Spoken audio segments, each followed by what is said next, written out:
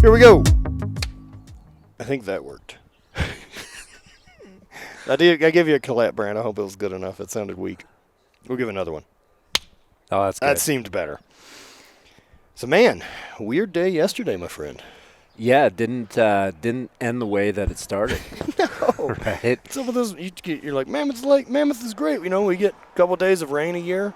Yeah. Occasional lightning fires. Yeah, you know, it's funny. Like, we're a moisture-based winter climate, right? So we're high desert for the rest of the year. It doesn't get particularly hot. We've been hotter than normal this year. But we had pretty aggressive lightning storms, and we got to see the birth of a forest fire. Yo, right? That, like, wasn't there. So we'd gone out paddleboarding at Grant Lake. Grant Lake. Grant doesn't own it. No, I don't believe so. He probably died in it years ago. The lake is Grant. Yeah, Yes. yeah. He's at the bottom somewhere, just Yeah. like Jason Voorhees. And so we went and paddleboarded for a little bit as Bonnie and I have been wanting to try out some stand-up boards because we need to add a water attack to our adventure. It definitely, I think it was one of the best things that we added to our summer. Like, with Megan and I, obviously, outdoors people for the most part as our priority now, neither of us had paddleboarded. I mean, maybe once or twice, and we decided, I guess it would have been July, to kind of, like, bite the bullet, do some research, get some paddleboards. We went with inflatables in particular. Yep. Because we wanted the opportunity to be able to pack them into a lake, which we've done a couple times this year. Nothing crazy. You know, the problem with the stand-up paddleboard inflatable industry is they're not backpack industry. No, they are not a backpack industry, are they? No, so they're kind of difficult to carry long distances. But we did like a mile in, mile out to a lake. We thought it was going to be super rad and be the guys with the paddleboards, and we were one of 6 people that made the choice that day. So, but it was definitely worth it because it was just a lake that. It's like turning the camera around, taking your selfie at Banff, and realize there's 7,000 people doing the exact same shit. 7,000. It's like the hardest part about taking a picture in Banff is the tour bus in the background, right? Man, but that place is so sick. Yeah. Well, and Banff's kind of, well, it's home to me, right? So it's, it's 90 minutes from where I grew up. No shit. Okay. Yeah, so it's just on the eastern side of the Rockies from where I grew up on the western side. You know, so you kind of take it for granted. And, you know, it's funny, you'll do that in a place like Mammoth as well. Like, you'll take for granted the fact that, you know, you get one day of rain a summer, right? We got it last night, kind of. We got it last night, kind of. Yeah, we didn't get rain here at the house, which is 20 miles or so where we were. And where we were was really gnarly weather system. This giant thunderstorm coming in, lightning popping off every couple seconds. Yep. And for sure what started a wildfire.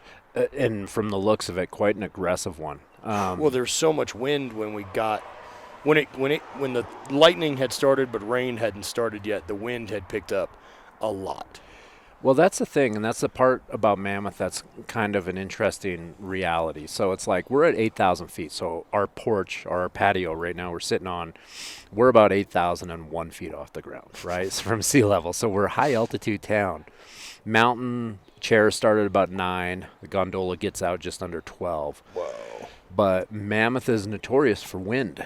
And so the summers are a little better than the winter, but we get a winter weather system that is one of the most aggressive I've ever seen. No way. Yeah. Cold. Nice, like really cold, lots of snow and high wind. Exactly. Fun. But and it comes in sections. So like, and the summers are loaded with fires. This sounds like a great place. This is amazing. Everybody should keep coming up here and fucking up Vaughn's. Yes. So it's not uncommon for the crest of the mountain to exceed 100-mile-an-hour winds. It's pretty common. Some of the highest winds in the United States have been measured at the top of Mammoth Mountain. Oh, really? Yeah. We've been pushing like 200-mile-an-hour winds in the history of this mountain. Now, you don't really notice it down here as much, but, it can get pretty gnarly. Like last year during the winter, I had 3 separate days where, you know, based on the direction of the wind and the intensity of the wind, they have to shut down certain chairs for periods of time or for the day. And, you know, a head-on wind coming over the top of the mountain, you know, they don't shut the chair until it breaks 60 miles an hour. Oof. Right? So that's a chilly ride up. It is. And so it can get really interesting. But it's also what makes Mammoth Mountain, in terms of skiing, such a notorious mountain for conditions, because they get what's referred to as the Sierra Blow. So they get like a shitload of snow, you know, in excess of 60 feet a year on a good to above average year. And then the wind blows so hard that it redeposits all the snow from the Sierras onto the mountain if it blows the right direction. So you could have blue sky days for 3 weeks, but you're still getting 4 to 6 inches of fresh light snow every time you go up because it's blowing in from everywheresville. Wow. Yeah, it's a bizarre spot. Interesting little spot just on the backside, essentially, of Yosemite. It is, yep, just backside, a little bit south. Not far. Right. You know? Yeah, no, not far at all, man. I think Speaking Kings of Canyon is south of us. So fortunate, you know, with this road trip we've been on, you know, and trying to adventure and be outside and kind of take fitness that direction, right? And this is something, one of those reasons I believe you and I have clicked a lot is similar enough backgrounds as far as sports go, and then injury. Right. Very similar paths. You know, both in the heavy throwing events. Obviously, we both did the college thing, and we're getting some weather right now. It's pretty exciting. Yeah, we are. The fact that we can't see the Sherwins very well right now is indicative of fall and winter. I'm actually 100% convinced, before we segue into strength and conditioning, that I think fall decided to show up this week. It's basically here. Yeah, I think so. Sick. Because we've been so hot for so long, and then all of a sudden it says 59 degrees is our daytime high is going to be this week.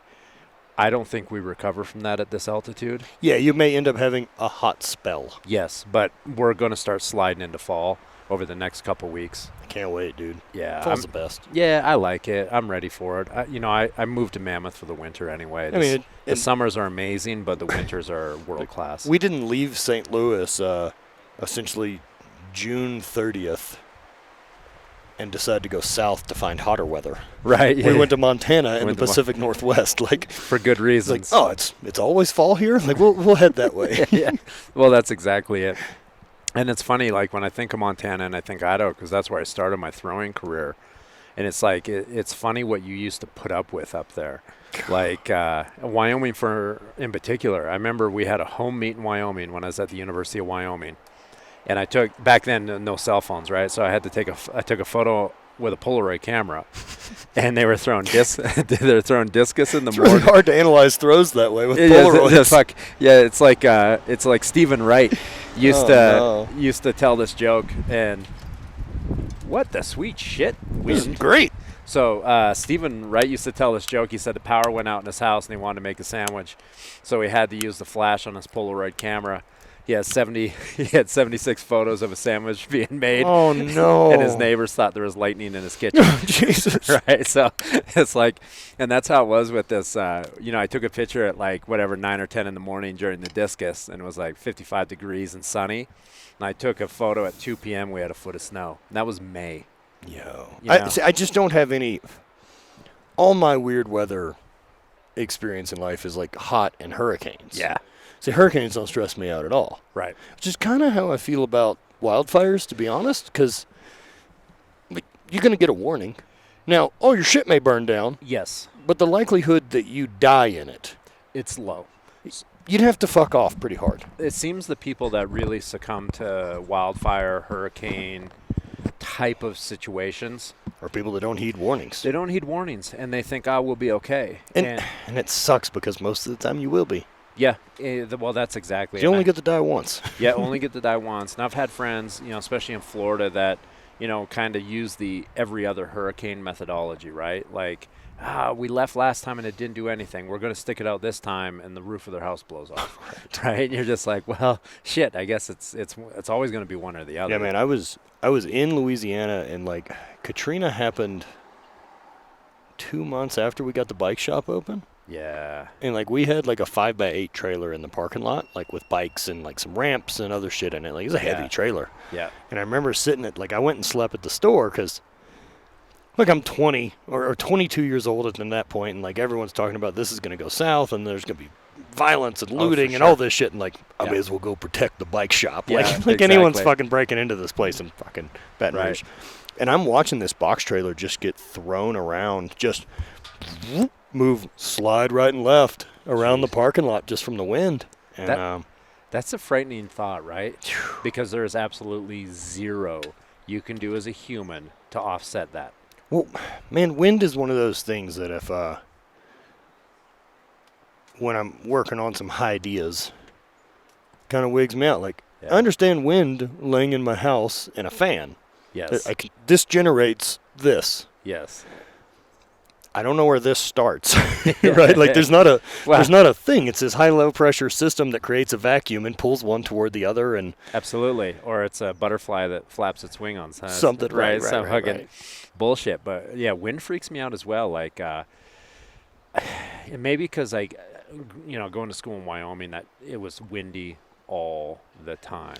And you were in Laramie. Laramie, yeah. How was that? Because I've driven through. Yeah. So,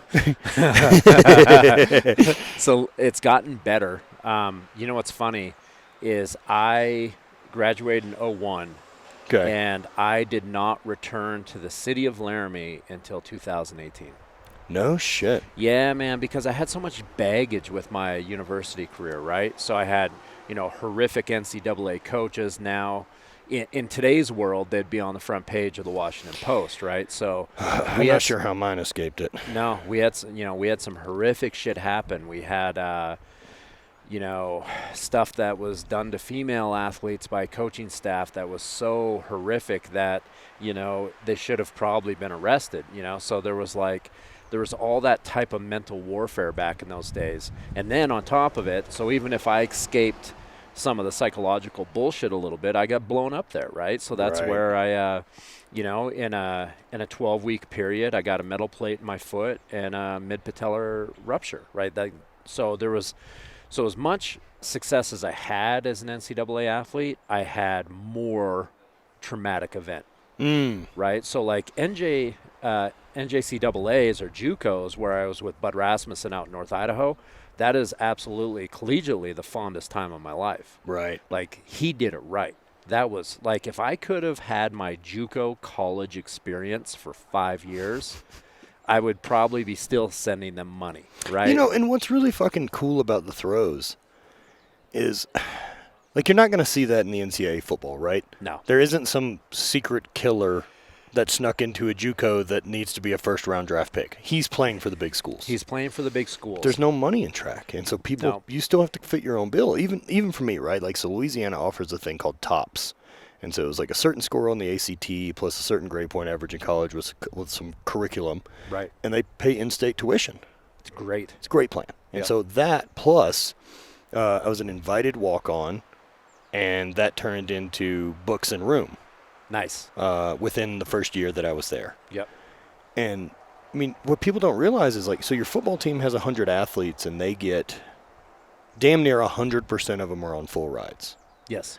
Track and field, we have 100 athletes, male and female, and we have 12 and a half full scholarships worth to split amongst the men's team. Correct. It's and usually 16 or 18 over the women's. Right. It's usually 28 fulls is what it breaks down to. And so what's really interesting about that is in NCAAs, if you are on a football roster, the way it used to be, you had to have a full ride. So that's where all these like Title IX and all this stuff came into play because there was such a discrepancy there. Yeah. Whereas in track and field, there's 28 fulls for the whole team. Yeah, male and female. So that's why you get these half rides and quarter rides. Or just anything. Books, right? And, what people forget, one of the largest athletic program revenue creators for a university is a track and field program. Is it? Yeah, because they have 28 fulls, and typically a track and field program will run 100 students. Yeah. So the school makes all their money back off track and field. So that was the big argument. Like whenever, don't get me wrong, the NCAA team at most schools is generating cash too. That full stadium sure helps. It sure helps, right? Like it's trickled down economics, right? So like if a good football program has good attendance, everybody makes some money off that, Yeah. Yeah, LSU was doing just fine. They're doing just fine. Tennessee, we also saw a really nice bump in gear Yes. when they won that one national title. 100%. Whereas, attending Wyoming would be equivalent to, attending the minor leagues of the NCAAs. We still competed in your championship, but we had no money. Right. Right. So we got one pair of shoes a year. We got one pair of sweatpants a year. Man, it was cool. Yeah. The amount of gear that Nike provided for the LSU track and field team was ridiculous. Massive. But we also hung. You had national champions. We, as in Pat Henry Yeah. and his athletes. Yeah. I did not help very much. I did not contribute to that. It was more of an emotional help. There's support staff. I remember being at breakfast one morning, and Coach Henry, all of the sprinters had decided for SECs that they'd shave their heads. Nice. And I had been shaving mine for a while. Yes. And so as they were standing up, talking about the day, and he's like, it's like, today's a big day. We're looking forward to our 4x4 team running. He says, I love seeing this commitment together with the bald heads. And so I stood up and I was like, Coach, you need someone to jump in. I'm ready to go. And he's like, appreciate that, Matt. I'm hoping it doesn't come to it. Yeah.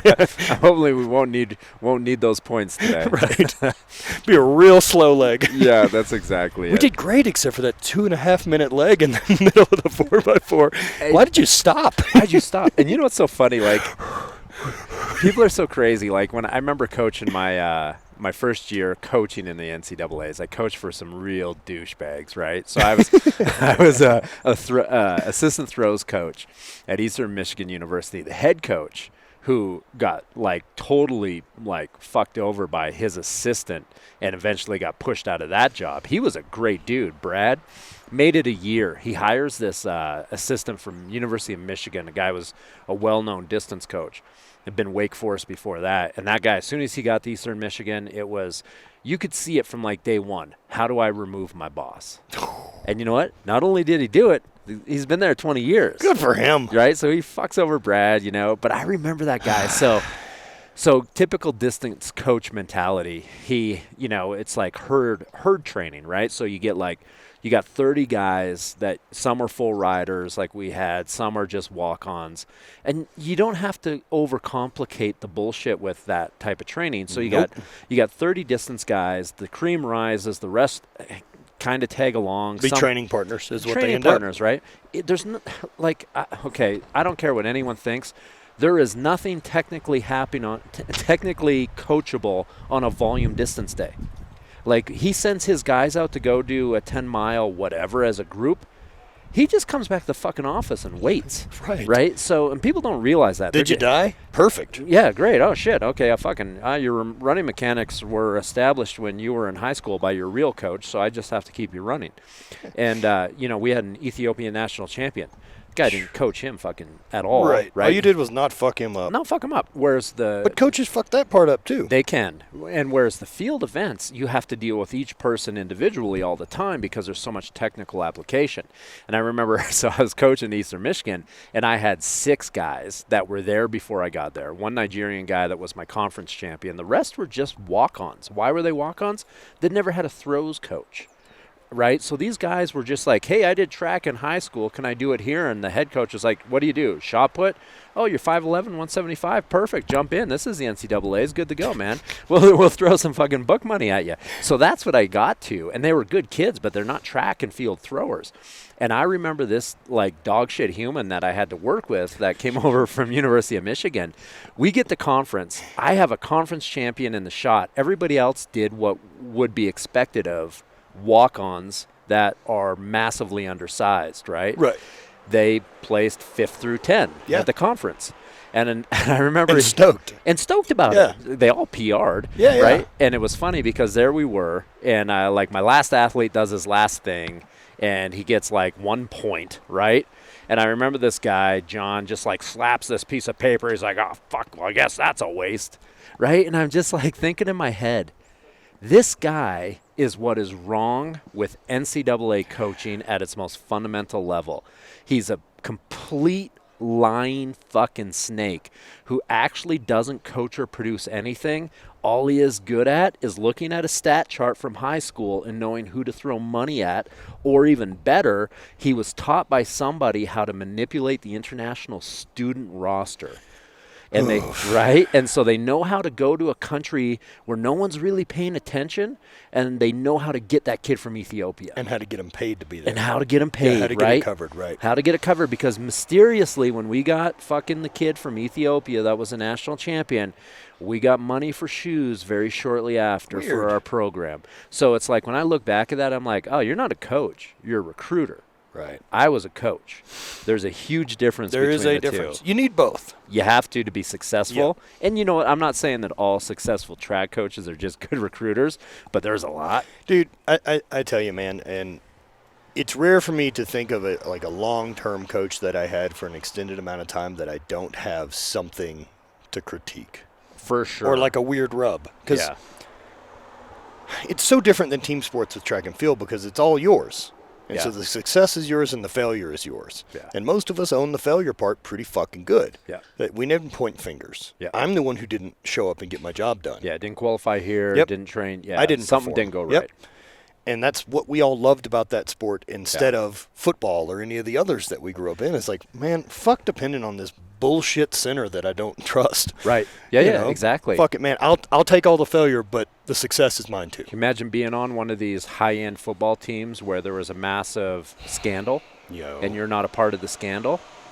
I can't wrap my head around. Or like, well, SMU lost their football program for years. SMU, what they were, what was it called, blacklisted or something, like the death penalty they received? they cut them for like for a decade or some shit. Decade, right? So there was freshmen on that team that were like, oh, cool, I have to go find another school. I have to go find another school. Or even be a junior. Junior. Yeah, oh, that'd be even worse. Right, that you're a junior in this program and like, man, your senior year's coming and like, because you're on the cusp of combine and all these other type of things, and all of a sudden your program's gone? Or worse yet, you're the guy that has the shot at finally stepping up to the starting role as a senior, but because of how teams work, unless you are like fucking Dan Marino, you're not transferring in as a senior anywhere in the nation and starting. No, you better be. Like if you're an animal, they already knew about you. Yes. Yeah. You didn't transfer because of bad luck. No. Like, man, that I think about that. I think about that with the current situation with COVID, man. That like idea that your senior year got stole from you from competing. Yeah, and I'd be terribly bitter, man. I don't know that I'd be cool. So I can actually kind of relate to this one. So with my injury at the University of Wyoming, I missed my entire junior season. And it was a legit, like, had to learn how to walk, do all that bullshit, right? Gross. And so I was a legit candidate for a medical 6-year. Oh, okay. Right? And so because I was in the previous conference before the Mountain West, so the one we can't remember. Can't remember. Perfect. But, SMU was in it. And those fucking guys, TCU might have been in there too. Those fucking horned frogs. Horned frogs.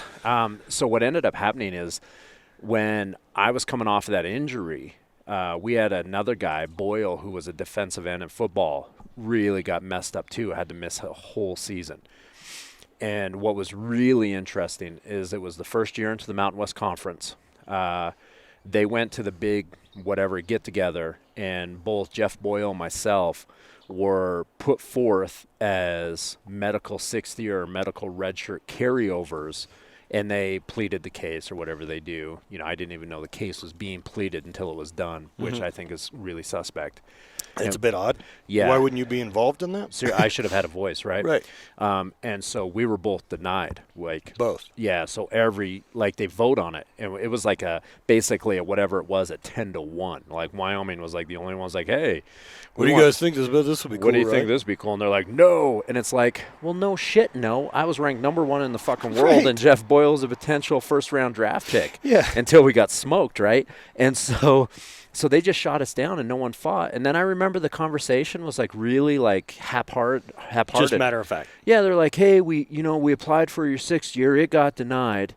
That's what my track coach that replaced the shithead said, and I'm like, so there's like no like way to get one more year. And they're like, nope, we just really didn't have a fighting chance. And I remember at that point thinking, I just need to get through this experience and out the door with a degree, because none of this has been positive. No, dude. And that's where I feel with the Highland Games that and we talked about it a lot last night, but the Highland Games for me was all of the things that I really loved about throwing in track and field, but none of that bullshit. Right. And for me, being not very good at track and field, and I tell people that, and look, I know I got to go compete at LSU and stuff like that. There's some good there. Yeah. But our judgment of good is different. It's like I wasn't going to Olympic trials. I didn't even go to nationals. Right. You know, in any of the 3 events I did, right? So I was a very average shot putter. I was a very average discus thrower and an average hammer thrower. I threw right like 57-10 in the shot, 185 in the discus, and right at 200 in the hammer. Yeah. Not terrible marks. Average. Yep. I'm a good average thrower. In some conferences, you would have been a decent point scorer. Yeah, and if you were 10% better than me, you had a chance to maybe convince yourself to chase post-collegiate. Yes, like I always looked in the United States because of how late people start in the hammer, which was my sport. 10% better for you would have been 220, right? So that's 66 meters. That is you in America, right? Because we start so late, I would say if you want to give it 2 more years. It's exactly right. I would have been good enough to lie to myself to chase it. Yep. Because you know where you're going to be. So if I have an athlete in that situation, I'm like, okay, here's the deal. You're at 66 meters. You're not going to sniff success until you get to 73 at the USA level, minimum, 76 to go. So I'll give you 2 years. To see if the classwork was what was in the way. Or just the lack of exposure. And growing a bit. Growing and becoming. I mean, that's why throwers don't peak. Yep. Until they're fucking 30. That's it. And so I use Judd Logan as an example for that. So there was no good reason for him to continue after college in the hammer based on what he was throwing. But he had a coach that understood that he was too new. Yeah. And so in the next 2 years, he became world class. Reese was the same way. Reese Hoffa is the same story. Like, he really didn't boom until after he got out of college. Right. That's was a 64, 65-foot shot putter, which add 10% to my shot puts me 63, 64. Yes. It's good enough to be like, oh, man, we add another 10% to this. We are dangerous. Dangerous. So now you have the opportunity to actually maybe make a team or two, or at the very least get some funding. Live in debt. Live in debt, yeah. Either live in debt or live on craft dinner, right? So it's like when I look back on that, I thought I was extremely fortunate with my post-collegiate for track and field because I had a situation that didn't exist anywhere else in the world, or let's call it North America. The rest of the world is more than well taking care of their Olympic athletes. But for us, when I moved out to Ashland post-collegiately to kind of restart my career, they gave us a free house. No shit. Unlimited free food. Who did? The university. Ashland? I've never told this story. No. How the fuck does that work out? Get this. So we had the track coach that Judd replaced when he retired, Bill Gallagher, went to the president of the university because Ashland had such high-end Division II kids, right? And they've still produced even better kids since then, which blows my mind, right? But they had Jackie Jesseline and Adrian Blewett, and they were both on the cusp of potentially making an Olympics. Both of them were. So as they were kind of finishing up their careers, so it would have probably been, I guess, 02, fall of 02, going into 03. Yeah, that'd be. Bill Gallagher had this idea that he just proposed it to the university. He's like, listen, here's the deal. We got some good kids. I think we could do good for the university. We also have some athletes from other parts of the country, like Chris Adams from Kent State. Myself from Wyoming. My brother was an Ashland guy. We got Joey Brightbill, who's a long jumper. Sean Robbins, who is a long jumper. And he's like, here's the deal. What if we could create a track club called Ashland Elite, and the university would fund it as a way of trying to continue to develop Olympic athletes? It's also a fucking great recruiting tool. It was massive, dude. Of course it is, right? Because, I mean, me as a shot putter, to have found out that, like, oh, I'm going to get to train with Reese or Adam Nelson every day? It's got to rub off, man. Like, I need something. I got to touch that greatness. And A.G. Kruger was the other, obviously. Right. And so how successful was this program? And Roberta Collins was in there. Oh, what a monster. Right. So when you look at how successful the program was in the 3 years it existed, eventually Kibwe Johnson was involved, but he kind of came in as an under recruit into the university, not the program. So Kibwe did 2 Olympics. AG did 3. Jackie Jessling did 1. I made 2 world teams. My brother made a world team. Francophone team. We had Crystal Smith made a world team, and these were all Ashland elite Ashland athletes. Yeah. And so what they did is the university owned a ton of properties, right? So they took these 2 old houses in Ashland, Ohio. One was right on one edge of campus. One was on the edge of the other. One was a women's house. One was the men's house. And there was 5 of us in each house, and they're big houses. The cafeteria at Ashland at the time was the #1 cafeteria of all universities in the country. What? So we had unlimited food. Yeah. We had full medical insurance. Come on. So here's a thing that's very interesting, because Adrian Blewett developed cancer during this period. Right. You tell me any other situation an Olympic athlete has full medical coverage. It doesn't exist unless, like, what people do in that situation, right, is, I mean, even like Lolo. I mean, we watched The Weight of Gold the other night, and I think, a lot of this is pertinent stuff, as we both are very familiar with the system. Right. And yeah, she would have had to been also working full time at like UPS, which a lot of people did. Yep.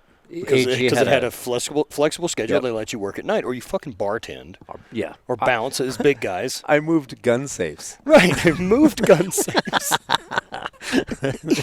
Yeah, like Adrian would have had to have a full-time job at Home Depot or something like that to even have health insurance. And as soon as a company like that finds out that you have that, no, you're done.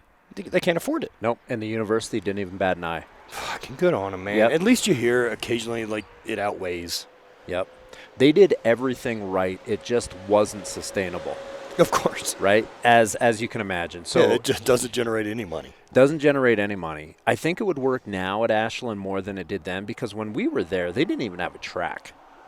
Oh, shit. Whereas now they have this, like, world-class facility, right? Yeah. So, but what I do think is it did, Judd was already producing a huge amount of success, but what it did is I think it invited an even broader recruiting class. For sure. And there was some stipulations, right? Like, for us to be around NCAA practices at certain times of the day, we had to be on staff as volunteer coaches, and you have to do all that stuff because it can't just be a free-for-all, right? No, and which is good, because then that puts you guys in the weight rooms with the kids. It does. And that really is kind of what, like, I'd had a good education in strength and conditioning for the most part, but it was like typical of an athlete. I was following templates and doing my job and kind of getting an understanding of why. But it was actually during my Ashland elite years under Judd where I was a volunteer assistant coach and still, full-time athlete. But that's really where I locked all that shit in, because I now had 3 years where my only job was to throw each day, followed by help Judd coach. Right. So he was a mentor the whole time. I was just an assistant. And Judd's such a legend. Legend, man. And it's funny, like everyone always makes that joke. They're like, could you imagine knowing what you know now and going back to college, right? Like, in all the good and bad of it, right? Yeah, of course, right. And it's funny because I laugh because I'm like, yeah, at 27, I did that. You did it, right. I went back to college. And it's like, I met my ex-wife. She was on the volleyball team. I make no qualms about it. Sure. You got all the secrets when you go back and everybody's 24 and you're 27, or they're 22 and you're 27. You feel like you're the smartest man in every room. You're also the oldest person anyone's met. Totally, 27. You're like, whoa. You're like, how old are you? What's that like? Are you 22? Yeah, I'm 27. Whoa. How do your knees feel? Like, it's like I'm 27, asshole. Right. Like, oh, man. Why do you have less hair than everybody else? It's so weird that it's like what age people think that the old person is. Well, I can clearly remember training full-time, doing all that. The world was my oyster. And I remember clearly, like, getting up one morning for, like, a practice in the winter because we trained outside with Judd, and that was probably the hardest part of it in Ohio in January. Oh, gross. Just that gray, snowy disaster. And so it's like, it's like it was so gray and cold, and I was a hammer thrower, and it was just like, it might as well have been Siberia. And it was like the longer I trained in that weather, the more like Russian I felt, and it was funny because I remember like rolling to the edge of my bed. I should have, if I could go back now, it'd be different, right? Because you get older and you learn. And I remember like looking into the mirror at the edge of my bed, and I was 29. I was 28, and I remember looking at myself and being like, fuck, I feel old. Oh, man. Like I remember having like looking at myself as an old person in the mirror, getting up and blah, blah, blah.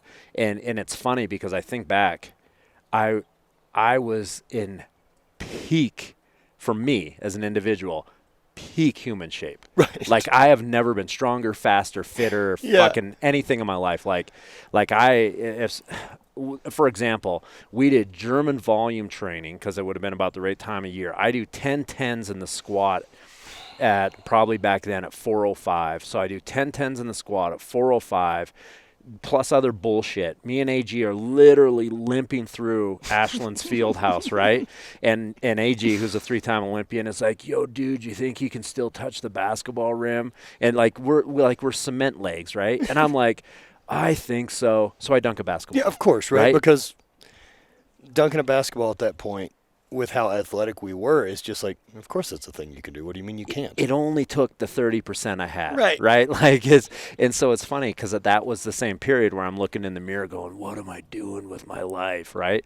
Now, if I could go back in time, holy fuck, if that would be the period of training in my life that I would repeat over and over and over. Like just if forever, I had a time machine where they're like, hey, you can go live, like instead of going on holidays, like, hey, you can go to Cancun for 2 weeks this year, or you can teleport into your 28-year-old body training in Ashland for and just throw for 2 weeks. Throw it for 2 weeks and it works. It just works. Like you just literally get downloaded into the 28-year-old self, and you're like, any 2 weeks of your life, of course. They're like, hey, you got your 2-week vacation from the cubicle fucking hell. What do you want to do? I would be like, oh, give me, I'm going to take, let's go with May 1st to May 15th, 2000, and let's go 4. Okay, what are you going to do? German volume training. Yeah, German volume training. Winter in Ohio. Yeah, exactly. I'm going to ride around in that fucking skin suit and remember what it was like to have a turbocharger. Dude, right? It'd be really strange if I'm trying to think about the same. Man, my best throwing was probably 2014. Because 2012 I had won Worlds, but I was big. Yeah. And I'd sorted some diet out in 2013 and got down to like the 250s in the off season. So then I moved back up to 275, 280 to throw for the season in 2014. Oh man, winning that Worlds in Scotland. Yeah. I'll take that 2 weeks around that World Championship. That 2 weeks in Scotland, fucking off with Scott. Yep. Hanging out and like never get sore. You never get beat up for whatever weirdness that was going on. Like, well, you're in throwing shape. Very good throwing shape. Especially at that point, like in that part of the season going into Worlds. Yep. So going into Worlds, I would always go to Scotland early, and I was lucky enough that my real job doing outside sales allowed enough travel for me, and they supported me competing. It was awesome. And I think they realized it was nice for me to have something to talk about to customers. Right, yeah. That was no one else had to talk to about. It's a conversation starter. Easy, right? It's a thing that none of my customers have any experience with. 100%. And so I'd go over for a little over 2 weeks, and in the first week, like as soon as I hit the ground, I would compete like 3 or 4 different times, and then I would take a 5-day break and a big deload and get ready for Worlds. Right. And that deload was like, man, in that 5-day deload, I probably lift twice. Yep. Nothing over 70%. Move fast. Oh, it was crazy, right? And just, I'm like, oh shit. And a lot of that stuff, you do it by such feel of like, I know what a 7 feels like. Right. And like, oh, that's a 140 kilo snatch this week. At 100%. Boom. All right, we're ready to party. 100%. And I wasn't a particularly big guy. In terms of like just the big scheme of things, like, when you think of today's internet age and some of the freaks you see out there, I was doing like, I was pause snatch 130 for triples at 240 pounds. Yeah, you and I were real similar strength, relatively everything once I'd kind of got into the Highland Games. I would have probably been a much better post-collegiate thrower than I was a collegiate thrower. I feel like I took, the injury fucked me up a bit. Like my sophomore year in college. So, and for people think mathematically, add 1 year to whatever your sophomore year is, because I took a year off of after high school. So I was a year older than everybody. Had a gap year. I had a gap year. So But travel around to find yourself. travel around the interior of British Columbia. Found myself basically where I grew up. So my sophomore year, I had like a split clean of 365, and I was 217 pounds. Whoa. So I had very good power development through triple extension, right? Couldn't bench my body weight, I swear to God. Like I was benching. Dude, my bench was always such garbage in college. Yeah, my bench was terrible. I always used to joke.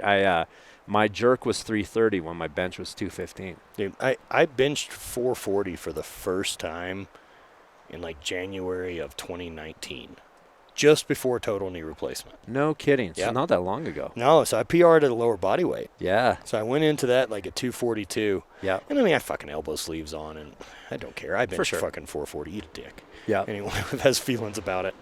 And did it on the shit knee before I got it fixed. And man, it was, I thank Mark a lot for that, man, because it reminded me the mindset that dude's still in there.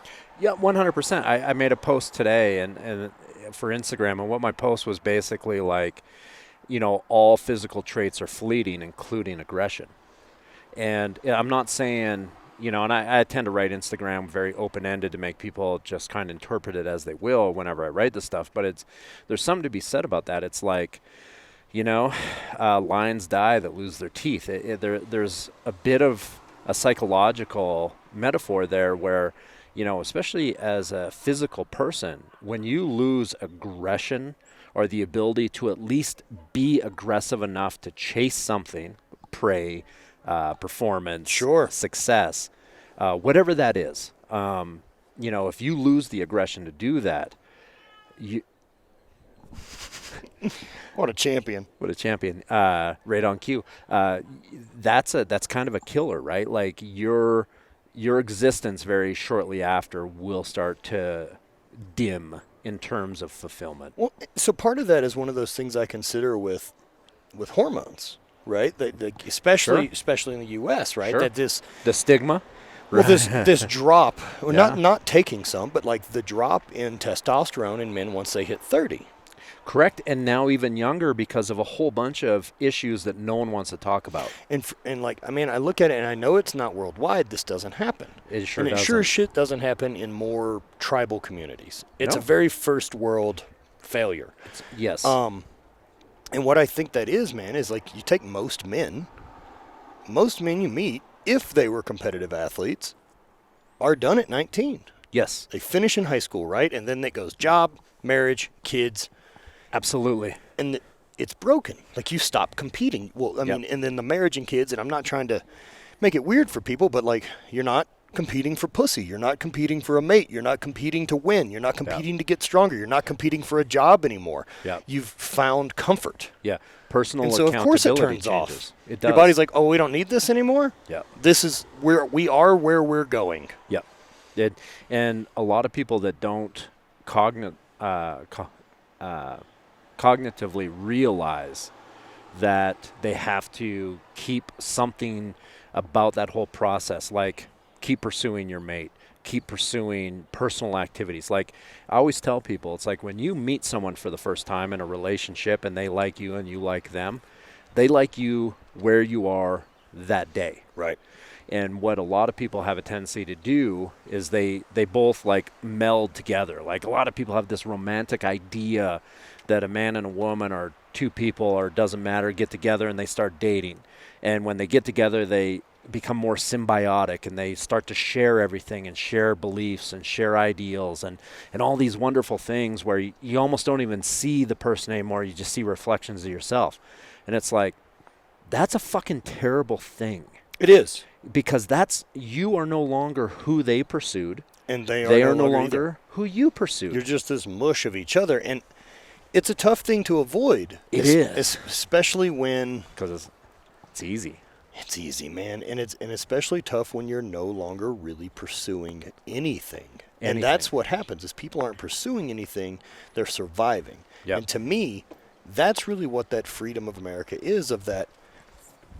It's that pursuit of happiness should be treated like you're a fucking predator going after it. Constantly. It's how we're designed. Man, to push yourself and drive and go and go and go. And, man, It's interesting outside. Yeah, I'm telling you, man, fall showed up this weekend? This weekend. It's pretty rad. Yeah. And with all that, man, I do think it's important to have those goals and have that direction and be able to know which direction your compass is supposed to point. Right. Well, even if you want to look at, like, how does a male stay attractive to their mate in the most fundamental form, not getting into all the complexities of sexuality in this conversation. Sure. But let's look at it one-dimensionally. How does a male stay attractive to his female mate? By continually being someone or something that is worth investing in biologically, in the sense of, if we invest in this thing, this guy, biologically, they will give me offspring that are great achievers, great providers. Yeah, good kids. Good kids, right? Good, healthy kids. And so people are like, I don't know what happened with my relationship.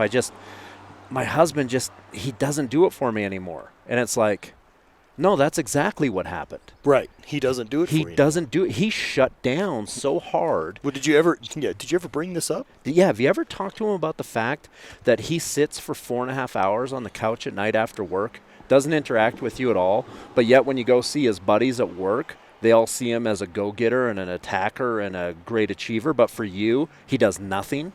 It's because he knows that part of his existence doesn't equate to success anymore. No. Right? And so nor is there work, nor is there something to gain or learn, right? Yeah, he gets or get better at it. It's given, right? So it's like, got a mate, at least I can scratch those thoughts off the map. We have that set. I can shut that part of my brain off. Like on fucking Fight Club. Like, if nothing else, I knew I had the couch.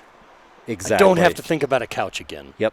And I think it's a travesty. I think that successful long-term relationships are a byproduct of individuals not completely becoming so symbiotic that they lose themselves, and that same individuality that made them unique humans worth dating in the first place continues to be there. Right? Like, I want my partner for the rest of my life to have enough stuff that they're doing when I'm not around, that they have fucking something to tell me about. Well, not only that, I don't need a second person that their happiness depends on interaction with me.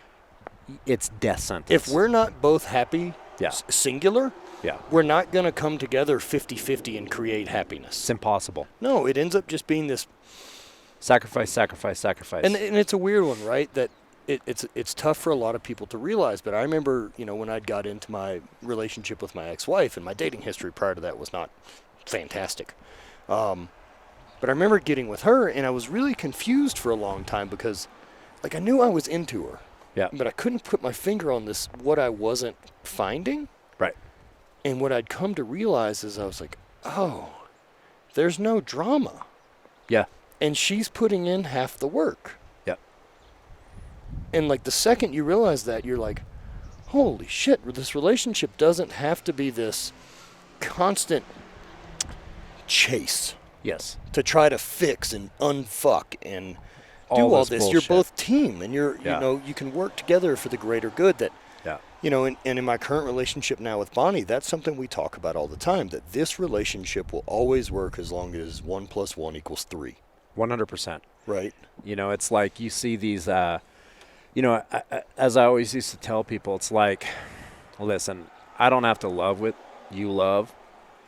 I love that you love something. Right? Like, I need you to have your thing. You got to have it. If you don't got your thing, you're going to find that I'm going to lose interest very quickly, because I'm as attracted to that pursuit of something as I'm attracted to pursuit. Exactly. I'm attracted to passion. Yeah, 100%. I need to know that there's something inside you that's on fire. It has to be. That there is a part of you that is a vessel that needs to be filled, and I'm not the answer. Yep, 100%. It's it does music, art, anything. Physical, I don't care. Math. It's nice that it's physical, because then this lines up really well for me. Yeah, because it allows other things to, that's the same with Megan and I. It's like we both live extremely active lifestyles, so we can integrate some of those things together.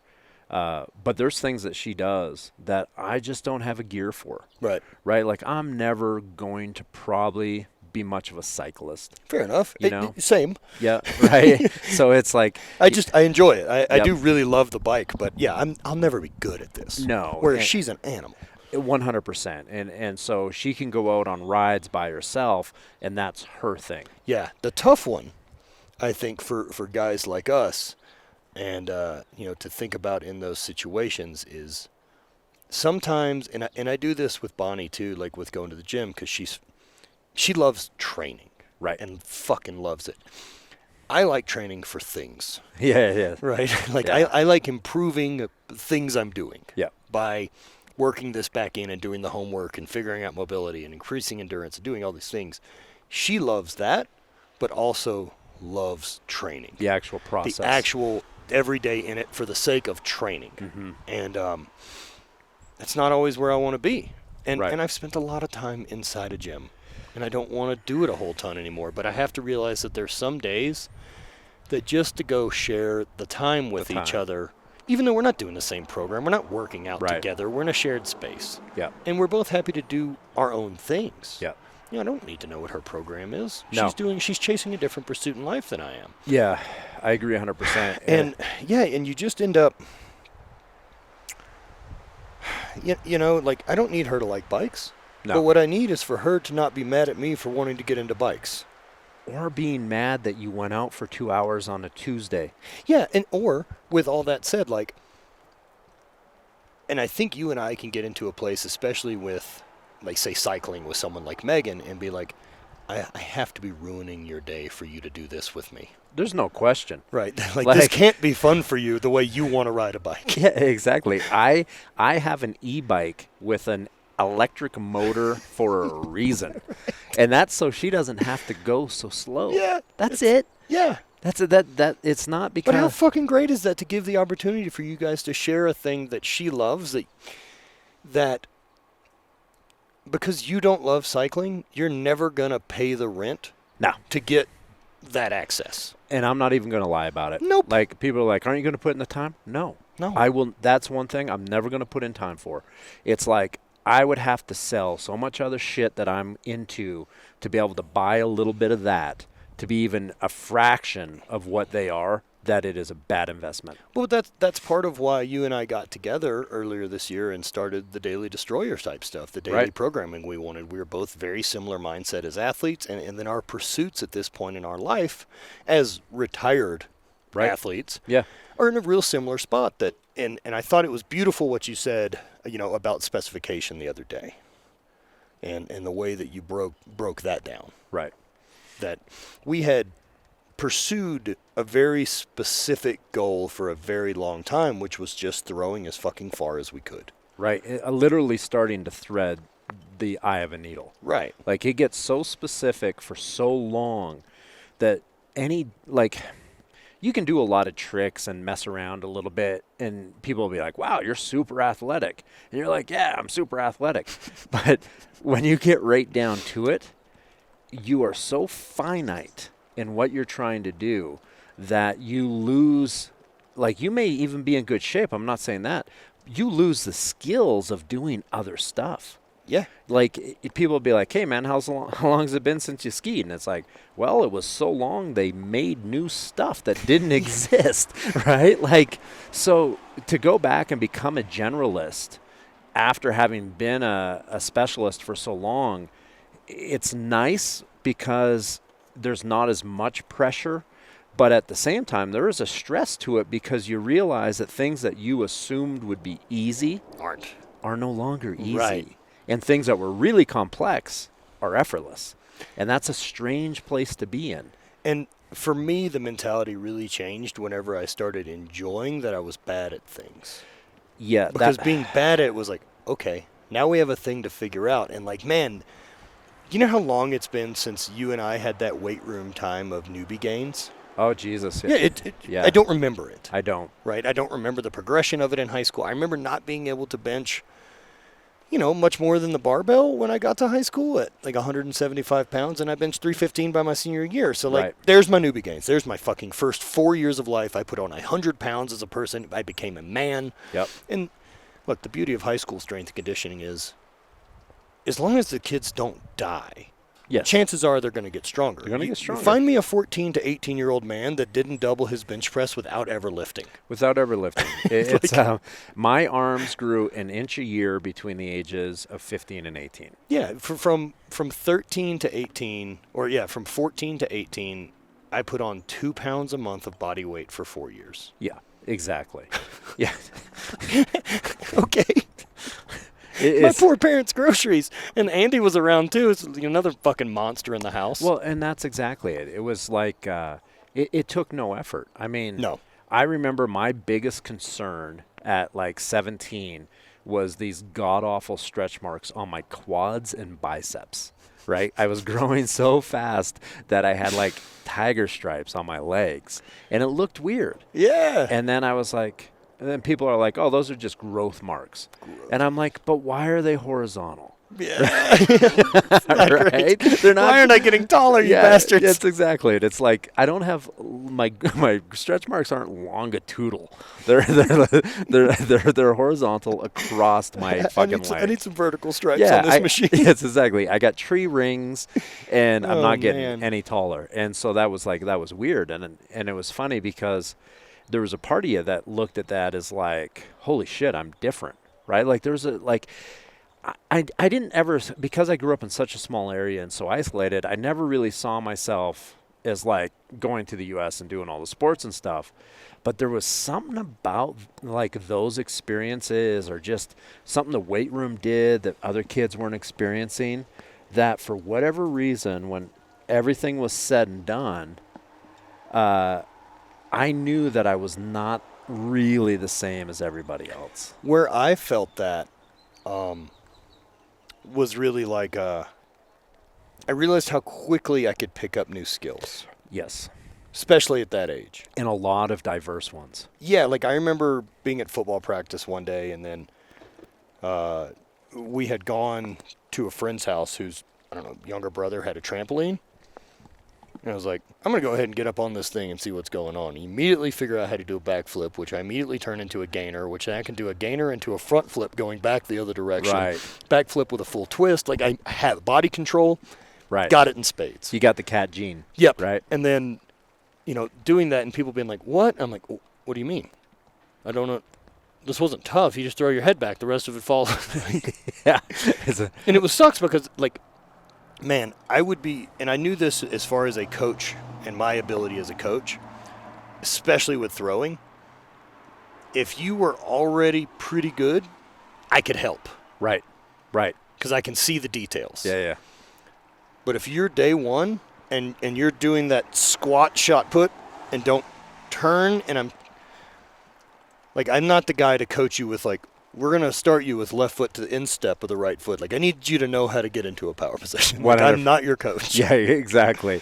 It's and it was funny because I was very fortunate. Like with Bud Rasmussen at NIC, I became a student of throwing, and because of that, that's what allowed me to produce national champions in the throws. Like, because I could go and look at something and be like, okay, so you don't know how to do this, so we need to do these 17 phases of movement, right? Like, for some reason, that all made sense to me. Yeah, see, for me, right? I was like, I was a guy that understood, oh, do that? Cool. Yeah, exactly.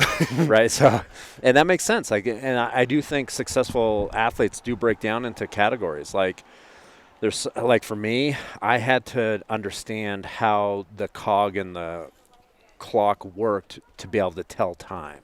Right. Like for me, that's how I always have looked at physical movement. Well, and then not only that, but with you, the second you understand that mechanism, the tree that spreads out from that mechanism, you go, oh, that so makes generating force between the upper and lower body is caused Yeah. by separation and acceleration. Exactly. Got it. Got now it. we can apply that to doing the snatch. Yep.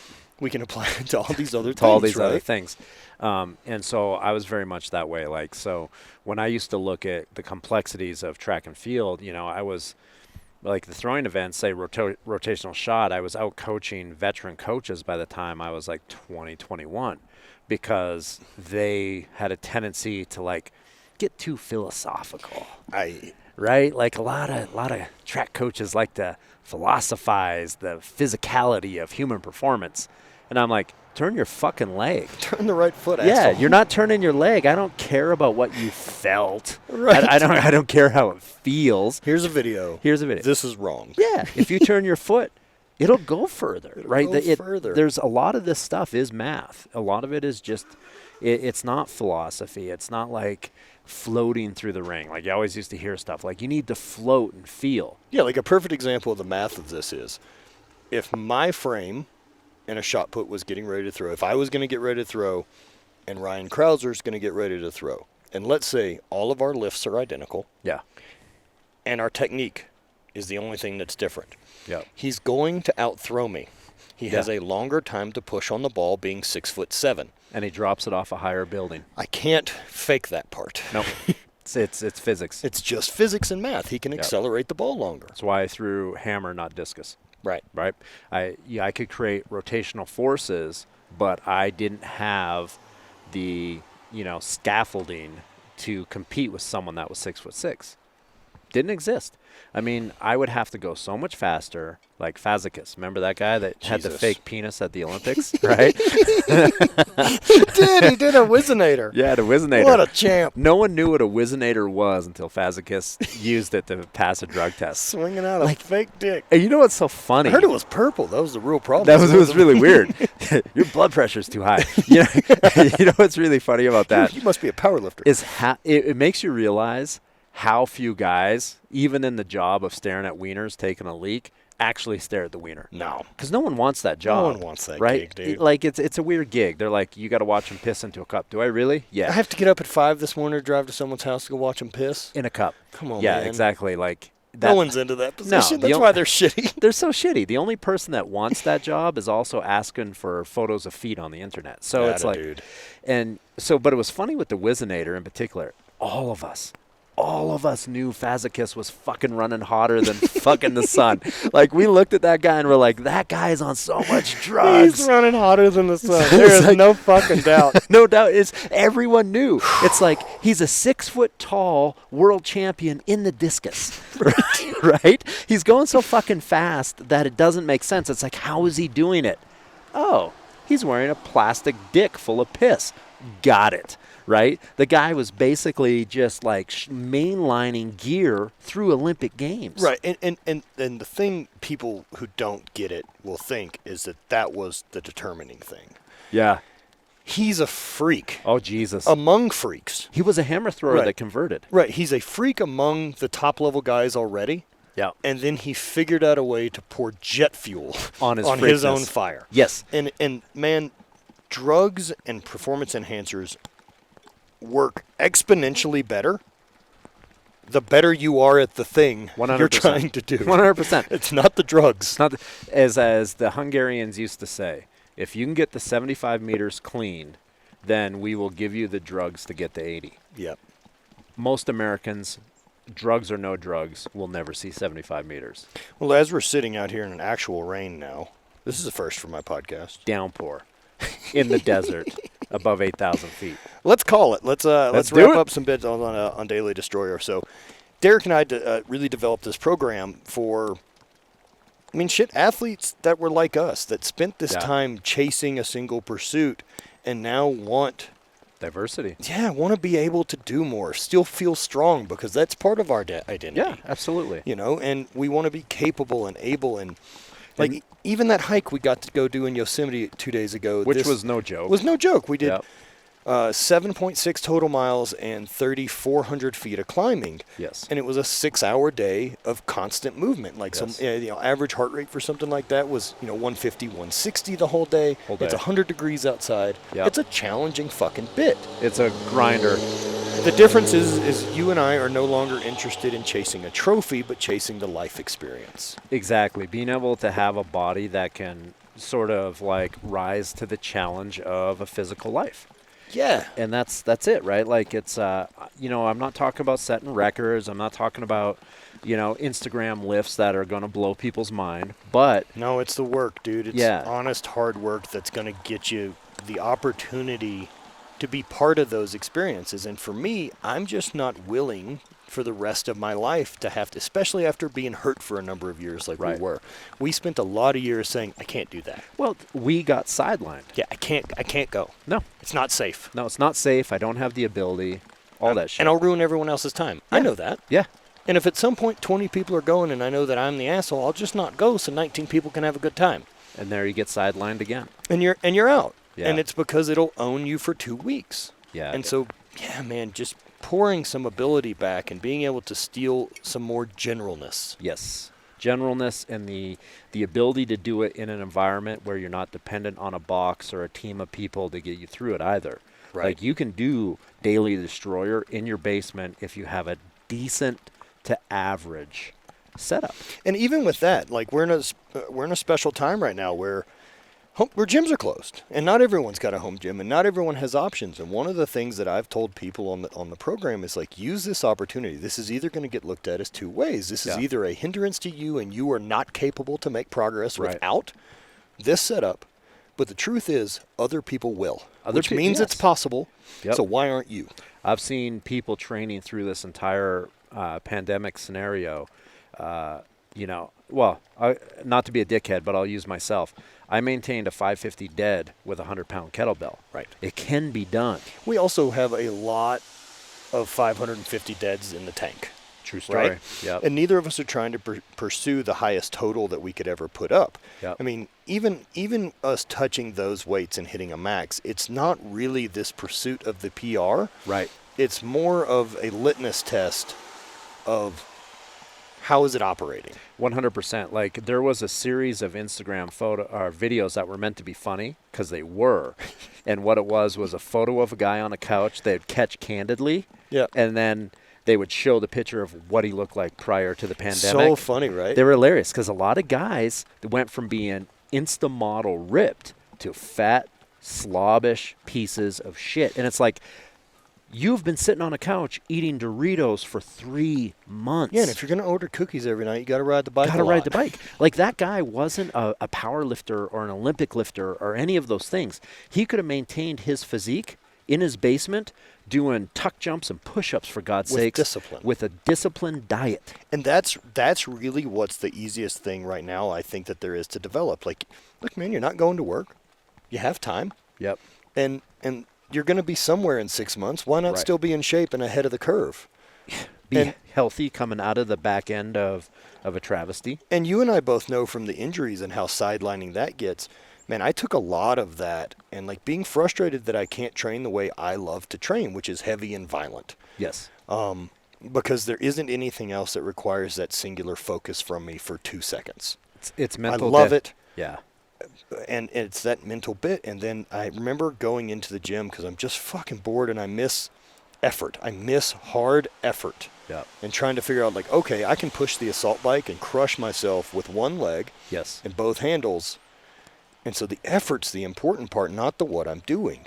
Mm-mm. And so like, I mean, grab a pair of 30-pound dumbbells, sit on a bench, don't fucking move. Yeah. And how much destruction can you do to yourself in an hour? Had a friend that used to say, how hard can you sweat training biceps? If you've never learned to do that, you have a lot of room for growth and change. Yeah. Right? And people are like, yeah, it's biceps. Exactly. Right. If you've never sweated training biceps, have you ever really trained them? Right. And Daily Destroyer, man, we lined it up so that we're adding conditioning pieces in that are hard performance building conditioning. I'm not telling you to go walk on the treadmill for fucking 45 minutes to burn fat. No. I want you high intensity, capable of producing force and moving. 100%.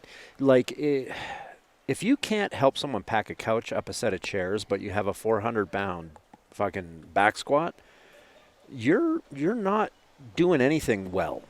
Right. Right. And the more so that leans into me and how I feel is, dude, there's so many years we spent coming out of injury that I don't want to feel fragile again. And I felt fragile for a lot of years. Yes. Something as questionable as, oh, you got to run for your next flight? Well, I guess I'm missing that flight. That's just a fact. That's a fact. You're missing. The airport's too big. I don't got enough time. Not happening. I'll try to find a cart to jump on. Yep. Once coming off an Achilles tendon rupture from being too heavy, training in an improper way, It once took me 2 hours to get from gate to gate post Achilles tendon and oh man, in a German airport because the pain and the immobility was too bad. And I was making an early morning connection. It was like 4:30 a.m. So they didn't have the cart set up. I didn't think I needed one. Yep. It took me 2 hours of walking inside an quarter airport, mile, right? And it only took us 3 hours and 20 minutes 2 days ago to go up 3,000 feet at altitude in 100-degree heat. Right. And that's part of this like adventure summer for me. This road trip was like, I want to test a lot of shit. Yeah, exactly. And like part of it for me is showing up in places that you guys live and not being so dogmatic to my training to look at it and be like, yeah, I'd like to go on a hike, but I need to go pull 3 triples today. Like, no, man. Yeah. Let's go hike. Exactly. Like the weights will be there. I've done weights. And it's not that I don't love them. You just have to diversify at a certain age. Well, they're for a purpose. And they're not for the weights. Exactly. It's the weights are my access pass to life experiences that being fat can't get me. Yep. Exactly. And like, I mean, I want to, like, even watching long endurance stuff now, like bike packing or these continental divide routes. And look, I'm a long fucking way from doing anything crazy like that. But at least now you can start to appreciate it. Yeah. You know? And then, like, maybe I want to do a 3-day thing that's epic and so much that, like, I want to pass out at night completely done. Right. Like, I don't have anything left in that gas tank. Yep. That's the way my first backpack of the year was. We did 2,000 feet over 8 miles to get to the camp. I had no gas after 7:30 p.m.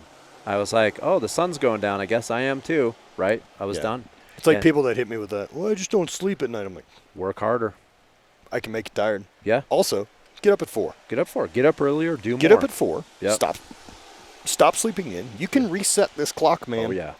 Well, it's like even Jordan Peterson talks about that. And Jordan Peterson also echoes Charles's statements that he used to make was, you're going to sleep should be a schedule, but it doesn't have to be a schedule. Right. Getting up does. Yes. So you can make up by catching a nap sometimes if you have to, but the one thing that establishes brain pattern better than anything is a set morning wake up time. And I think a little bit of a routine. It is. Routines are good. Like, you know, the only time a routine is negative is when you allow it to eradicate the quality of life. Right. So you use a routine to pass time, right? So you get into such a habit that December shows up so fast you can't remember where October was. But if you use a routine correctly, it's what allows you freedom. Well, and that's the big push that like Jocko Willenick uses, right? Is that discipline equals freedom. Right. Because I don't have to think about what breakfast is going to be. It's going to be oatmeal. Yeah. It's the reason why AmeriGas apparently is doing a fucking convoy. Yeah. They have a conference in your fucking parking lot. Thanks, AmeriGas. Is it a problem or is it a positive? Right. It's never a positive. Never They're not handing out free hats or anything. No, AmeriGas never shows up in mass because there's something good going on. We just want to make sure things are cool. Yeah, that's exactly. We're just sending 15 trucks over just to say hello. Right. You know, and hopefully your neighbor's house doesn't blow up. Oh, fuck. Yeah. And then the guy goes by in his old piece of shit ski bum Toyota with no muffler. Dude, I mean, honestly, we could do this. You and I could chat weekly fucking forever. I love getting to do this, man, and especially getting a chance to come hang out and do it in person and be in y'all's environment, man. Well, it's been great, too, because it's the first time that I've gotten to do some of these things that I've been struggling to get better at with people from my life. You know, because we're kind of up here on an island, right? Yeah, of course. Just me and Megan crushing along and her dealing with my psychosis and, you know. Or each other's. It's the exactly. truth. We're all crazy people. It is. It's like she doesn't understand how, you know, walking in the woods can cause such intense rage. But, you know.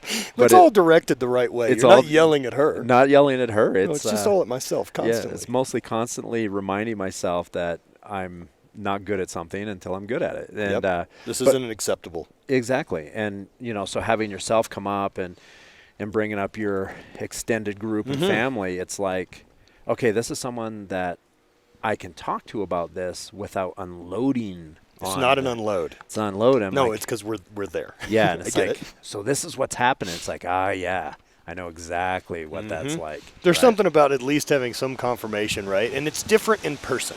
Yeah. You and I could text back and forth and all day, but us getting to do that hike together and little stuff from you are like, yo, what conditioning has been different? Because you shouldn't be good at 8,000 feet. Yeah, 100%. Like, so you were able to maintain a significant climbing pace for your body weight, fasted, right? All those things on a reconstituted knee.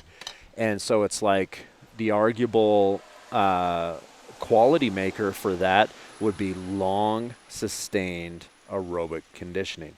And the really key there is the zone. Yep. And so, like, my recovery pace, I try to keep the heart rate around 140. Yep. And then I need to see how quickly I can tap 180. Yep. And I want to know how long I can hold it. And then I need to be able to I need to know where the line of no return is that I can't cross. Right. Because then I'm fucked for the day. Yeah. And once you cross it, like for that hike for me, especially because of the heat, I couldn't get it back. So it's like we hiked for 5.5 hours, and I went through 6 liters of fluids, and I didn't piss for 7 hours. Right. So there was something to do with the combination of the heat and where I was at going into that hike that I can look back on and now and be like, okay, so the week before I rolled out 13-mile rounder with heavier pack, heavier gear, similar altitude over time, and I felt beat up but not bad. So what was it about this day that now I can look at these variables and be okay? It's the heat. It's the heat, right? So if I'm thrust into this environment again, how do I fix this problem? Well, you got to be smarter about the details now because you are in okay shape, but you're not in okay heat management. Dude, I think honestly your day would have been a different day had you been in a full long sleeve white SPF 50 shirt with a hood. I tell you what, man, it's like, having sunscreen 70 on and still, like, after all the hikes and paddleboarding this summer, still got sunburnt. Right. It's just like, I don't put any on. I grew up in the South, man. The heat's not an issue for me. I am. It's got to get really ugly and really humid. And you know what's funny about that is it's like I look back at when I was hospitalized a few years ago for rhabdo, and I spent a night in the kidney ward. Oof. What was the determining factor of that disaster?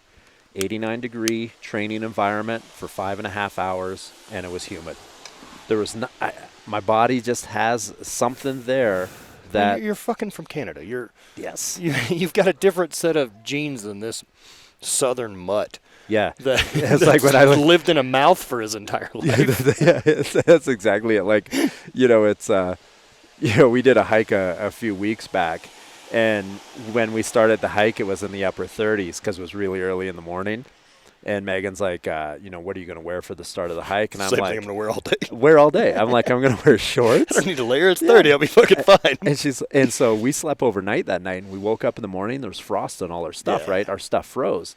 And my sleeping gear was a T-shirt and a pair of shorts. And I woke up, and I'm like, ooh, it's cold out. It froze. Right? Like, it's just, for me, that's okay because I heat up so fucking fast. Oh, dude, you get a decent sleeping bag on me. I rarely will camp in no matter what the temperature is in anything other than silkies. Well, that's what I wear, too. I can't. I'm too hot. I need to be in bag. Yep. I'd rather be in the full bag and be covered. Yep. But, like, going to bed with a T-shirt on or a fucking hoodie, it needs to be negative. Oh, yeah. And windy. Yeah, it's funny because I always think, like when you reference like how genetics and heat, right? Like you can get through it, you can fight through it. Like, basically I was walking like I shit my pants coming down from that hike because I was all cramping up. My adductors are so cramped I couldn't straighten my legs, right? And what's funny is you think of like someone like Brock Lesnar, right? So everyone always used to talk. They're like fighting Brock Lesnar was horrific because he was so sweaty, right? and he was like pink or red during a fight, and it's like. That's his genetics. Well, I can't imagine how fucking hot he gets in a UFC fight. So one of those things, and that I've purchased and has been a game changer for me, was a thing called a chili pad. And so it's a thing that goes on our bed. Yep. and works like a radiator, so it runs a cooled water through it. Makes a little white noise next to the bed, but you can set temperature. So, like, I keep my side of the bed at 50.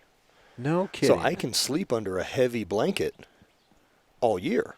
That's what Megan needs. Right? She runs hot. And so not only that, Bonnie can change her temperature alone. She can set up to 100. No. So she can verify her side. These things, I think they're about $1,000 for a king-size bed. They're an awesome tool. And so, like, I think about that, like, heat-wise, right? And where I landed on that one day, I just all of a sudden was like, bing! And I'm thinking about Kelsey and Haffy, and I'm like, holy fuck, what amount of heat does that monster put off in bed? Changes the temperature of the room. Right, you can't be anywhere near that fucking thing. No way. He's 200 pounds heavier than us. He's a full big man, bigger than us. Like, his body hair is thicker around. right? Like, his body hair is the size of a pencil. Like, everything's out of proportion. Dude, and like, thinking about that, I'm like, holy fuck, how do you sleep next to that thing? Like, she basically was like, well, the window in the room is always open. Always open. Always open, and he sleeps in the least amount of clothes possible, under no blankets, and I have all of them, and I'm tucked in next to him. Like, the metabolic burn of a guy like that, like, there's so much. Look, he has more lean mass than most two people have mass. Exactly. Gross. It is. It's so much, dude. You know, his blood volumes. Like, could you imagine he goes in to get, like, his bun creatine fucking levels measured? Because the standard for that's based off of a human model that's 5'5", 140. Right. I don't think BMI goes great for half. Right. So even my creatinine level doesn't really make sense, right? Because my mass is 2.4 meters, right? And so if it's based off of 1.74, none of us have healthy looking internals, right? And now you take a guy and make him 3 meters something mass. Forget 6'10", 440, 440, and 462 at the Arnold. My favorite was talking to Stan. I was talking to him at Summer Strong. And I was That's right. I was like, fuck, man. I was like, talking about diet and how great Haffy looked going into the Arnold. And he's like, it's really tricky. And everyone thinks that we just run a ton of gear. Right. And you don't have to run a ton of gear. You can do it healthier if you get your diet together. 100%. And so Stan, he starts working with him, and it's okay, let's fix your insulin sensitivity. Yep. Let's get that back on point so your body processes carbohydrates the right way. So your body grows with everything it eats. So getting ready for the Arnold and like World's Strongest Man, and then there was World's Strongman. It's like, it's one they're doing in Abu Dhabi that's a big show now. It's a WS. Yeah. It's an incredible show, and but they're heavy. They're big, heavy events, and so you need to be big and heavy. Yeah. And man, he's like, yeah, so diet-wise, Hafthor is eating 14 cups of rice a day and 7 pounds of beef. With whatever mixture of carrots plus orange juice and yogurt, the other stuff that Stan's doing. He's like, the problem is I've got a guy eating that much, and we need to add another 25 pounds of weight to him. So where do we find more food to put him in a caloric surplus? How do you do that? We added 36 eggs a day. Because you can just mix them in with the rice and meat. Fuck. And just fucking fried rice. Just cook them in with it. That is nuts. 36 eggs a day. On top of 7 pounds of beef and 14 cups of rice. Like, it's essentially you eat 2 cups of rice and a pound of beef and 5 eggs. Every 90 minutes you're awake. That's a UN food drop. There are whole farms that are operating simply to keep him full of food. Like, his food is delivered by parachute, dude, right? And I think he recently posted that he's retired. They've got a kid on the way, and I think he's done well enough, man, that his physical strength doesn't have to predict his income anymore. Which is nice. You have to get out of it. Yeah, it's fleeting. Yeah, it's unsustainable. For everyone. 100%. And at least too, with the other stuff he's done, with what a platform the Game of Thrones thing has been for him. Yeah. It's cool seeing that that's not his gimmick. 100%. All the time. look, it's worth using. Use it when you can use it. You know what I mean? And good for him making. If people want to buy shirts, the Training to Find a Mountain thing, right on. Fuck yeah. You've earned that. If he gets invited to Comic-Con, yeah, awesome. Dude, and he's proud of it. Why wouldn't you be? Yeah, awesome. If you can be something for You someone. are one of the greatest shows that's ever been made. If you can be a positive something for someone, regardless of what it requires, if it's a skill that you have and you refuse to acknowledge or use it, man, that's a pretty selfish thing. Well, at least he hasn't made a living, like a lot of folks, off of shitting on someone else's accomplishments. Exactly. That's got to be the grossest thing that the internet does that, yeah. like, I just can't give attention to, man. Like, it'll steal your soul. Like, yo, can you imagine that, like, you've got a channel and it does well, or a podcast, whatever it is, right? And to think about your next video, it doesn't have anything to do with you. Right. It's simply reporting someone else's shit, and hopefully negative shit. Well, how about this? How about you got a channel, and this happened to me a couple of years ago, and it was really hard back then for me to deal with, where I said some things in relationship to strength and conditioning that was like, it wasn't positive or negative. It was just like factual. If you do this, you're doing it right, regardless of what the masses may tell you. Yep. And I remember like getting a response back that was like, oh, thank God you saved me. Like, it was very positive, blah, yep. blah, blah, blah, blah. And it was like, okay, shit, it resonated with someone. But then I remember getting like 5 that followed just shitting on me. And I'm like, okay, so how does that work? Because the guy shitting on you, they don't really equal anything other than like a distraction that is can be extremely hard psychologically. But you did help one person. So, you know, I think a lot of that comes with confidence. For right? sure. And there's a difference between actual confidence from experience and confidence that I believe is false because you operate in an echo chamber of a bunch of people sucking your dick and you just only want to hear news that you want to hear. True story. Right? They're like, vegan's the only way to eat. Look at my other vegan friends. Like, yeah, exactly. Fucking find me one who's ever been real strong. 100%. You know, right? or performed well at the, like, you know what I mean. Yeah. There's freaks out there who can perform well despite a bad diet. Yeah. Well, yeah. Bill Pearl. Right.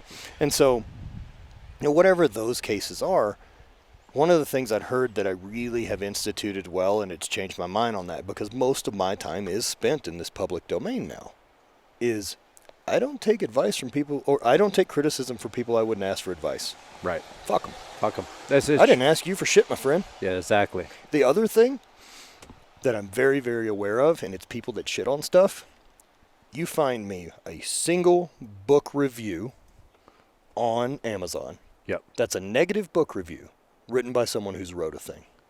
Ah, yeah. Fuck them. Fuck them. That's true, right? You don't know what people have poured into this. Good or bad, maybe it ain't for you.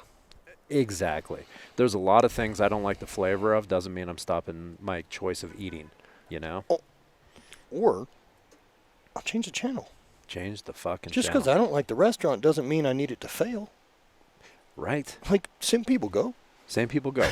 Yeah. If it'll fail, not because of the cancel culture, it fails because of bad customer service. And bad product. Fucking bad product. Yeah, 100%. Not some virtue signal. Isn't that funny how that is? Like, there's a lot of things out there that have a terrible customer review, but are extremely high quality. Yeah. And some of it is just because people, they either don't understand it, or they just don't want to believe it is as good as it is. Everyone wants a hack, man, and that's the world we live in. And I mean, we know so many people that have done well with really building their life around this like hack and biohacking and changing and doing this and these little tips and tricks when consistency is still the answer. Yeah, right. Like, you know, there's something to be said about the fact that the vast majority of corporations that were around 50 years ago will be around 50 years from now. And it's because of the consistency to the things that can't be manipulated by social opinion. right. You know what I mean? It's like if we were to cancel culture, every bank or financial institution that had some illicit or questionable dealings worldwide, we wouldn't have any banks, right? But then we have to step back and be like, damn, we still need that thing. But also with that, I think a problem is, and so I read an interesting article this morning, and it was essentially saying that It was from a female, and it was that I don't know another woman under 40 who hasn't taken a nude of herself for a partner. Right. Right? Right.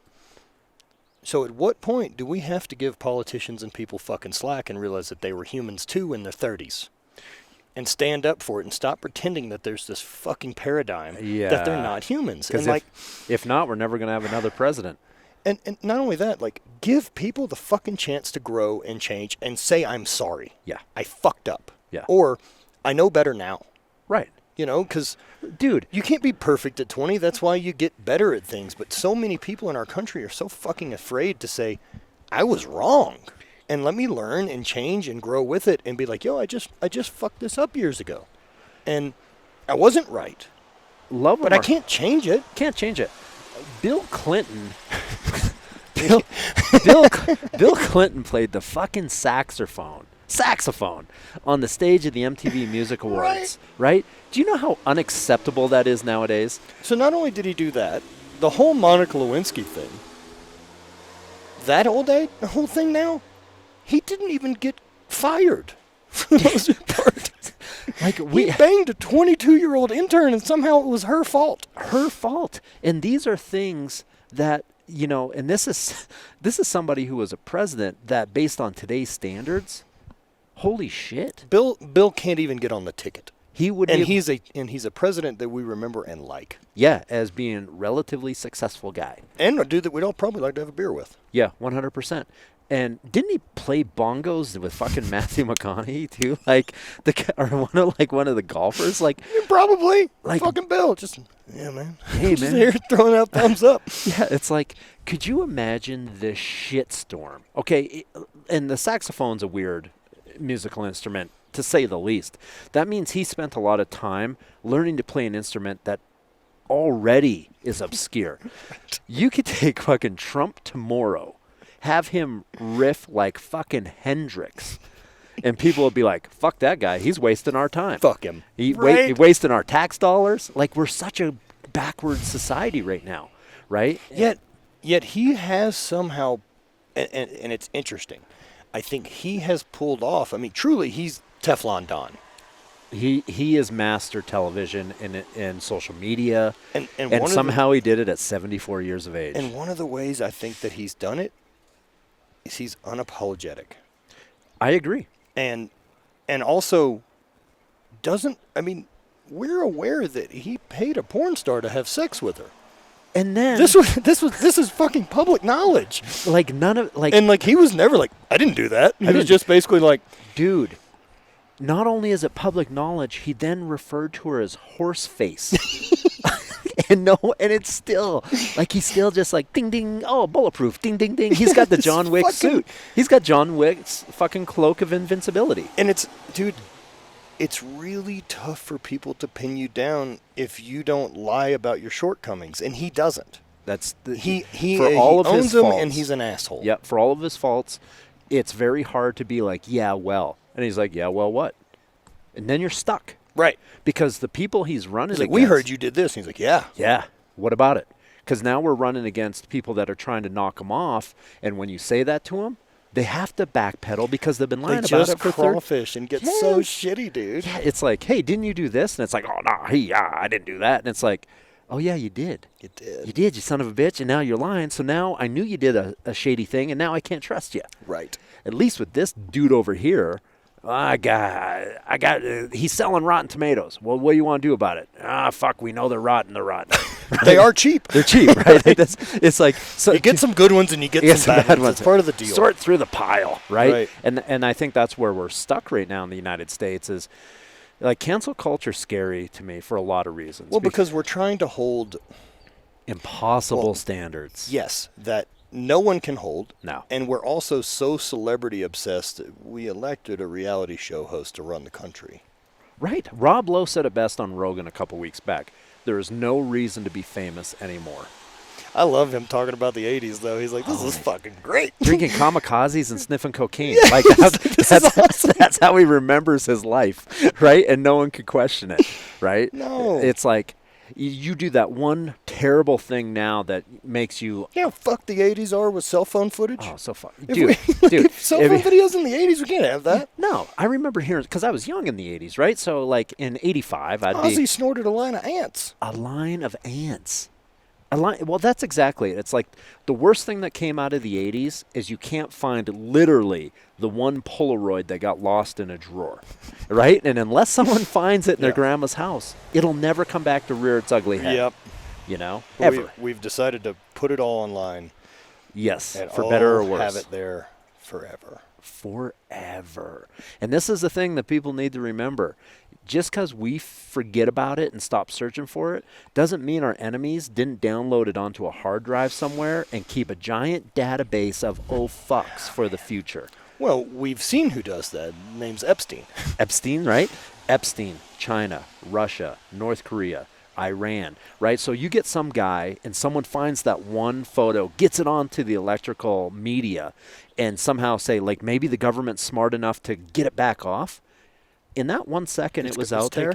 Especially if you're at that level. It's gone. Look, I could probably post something that gets forgot about. Right. Like Donald Trump doesn't get to. He doesn't get to. Dude, he posted that lady yelling about hydroxychloroquine. Yes. And talking about, she was also talking about praying away demons. Damn it. We can't come back to 1910 doctors and like, you got ghost in your blood. Let's do more cocaine. do some cocaine about it. You got ghost in your blood. That's the exact meme I was thinking of, because I'm like, oh, she's from the 1900s. This is awesome. Yeah, that's awesome. Good for her. She seems very excited. Yeah, she's like, when it's like Tombstone, when someone was a lunger and they just drank opium, right? But, dude, the number of people that saw that video and just went, finally, fact. And they wanted it so bad. Dude, people that I respect reposted it. And I'm like, can you just do a single search of that lady's name before you post this one out there? Let's just, useful idiot. Right, it's a Russian term for a lot of people right now. That is who they are. They don't have to spend a lot of money to convince us of things, because we're now convincing ourselves, right? So they don't have to manipulate us the way they used to. Right now, they just can kind of throw some shade at something, and people will fight amongst themselves, right? Like, I almost wish. Like, for once a week right now, like, Idiocracy should have to play on everyone's TV, and they should be forced to sit down and watch it with the thing going, just a flashing fucking warning across the top of the screen for 90 minutes is like, does anyone see this coming true? Can we fucking pretend to go another direction? Can we just turn the wheel? Oh, man. 1 degree. That's it. Like, we're in a ship right now that's been cruising towards the same destination of destruction, and all it takes is like somebody on the deck with really good vision to go up to the cabin's office and be like, or the captain's office, and be like, hey, give it a 1 degree to the left. No, fuck you. You're playing shuffleboard down there. You don't get to drive this ship. Dude. And it's like, yeah, but I got better eyes. Most of our country right now, and most people, which I hope most of those people aren't the type of people that listen to my show, but I bet I got some. For those out there. Yeah. If the GPS is pointing you into a lake, turn. Yeah. You still have the ability to make a decision to go left or right. Don't Michael Scott your life. Fucking right. Like, don't be that dude. He's not a hero. He's not a hero. He's a terrible person to work for. I want to fight him the entire time I'm like that show. That's exactly it, right? Like, oh, man. You're talking about someone that was so terrible that Dwight became the office manager, right? So it's... that somehow Dwight became the protagonist. Right? Well, he has no chin. He can slide Keeps it in his pocket. Keeps it in his pocket. It's the shrewd way. Michael Scott's rough. It's rough, but that's it. Yeah, drive his fucking Uber into a lake because the computer said so, right? And says straight. Says straight. Says straight. We're going fucking straight. Yep. You trust it. You trust it. It's like and Tom doesn't lie. I know. That company can't be doing great.